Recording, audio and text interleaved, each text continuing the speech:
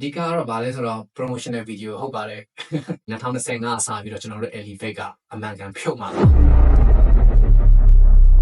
အားလုံးပဲမင်္ဂလာပါကျွန်တော်နာမည်ကတော့ Azad ပါ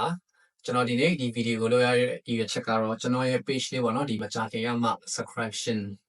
ပွင့်ထားပါတယ်အဲ့တော့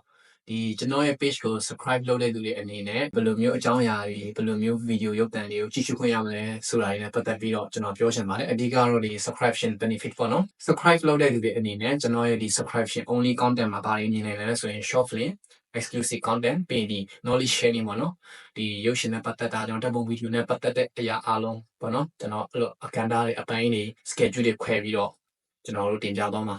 ဖြစ်ပါတယ် content အနေနဲ့ဒီ number 1 short film 2 exclusive content ပြီး3ကဒီ knowledge sharing learning ပေါ့နော်ဒီအားပါပါတယ်ပြီးနောက်တစ်ခုကတော့ဗာလဲဆိုတော့ကျွန်တော်တို့ဒီ discount ပေါ့နော် discount ဆိုတာကကျွန်တော်တို့ရဲ့ဒီ page ကို subscribe လုပ်ထားတဲ့ subscriber တွေကိုကျွန်တော်တို့ကဥပမာသူတို့ဘက်ကလည်းဓာတ်ပုံရေးချင်တော့တော့ကောင်း video ရေးချင်တော့တော့ကောင်းဓာတ်ပုံဆိုရင်လည်း portrait လား event လား wedding လားဒါမျိုးပေါ့နော်ဒီအရာတွေပေါ်မှာမူတည်ပြီးတော့လာအပ်တဲ့ project တွေရဲ့ 50% ကိုကျွန်တော်တို့က short ပေးတော့မှာဖြစ်ပါတယ်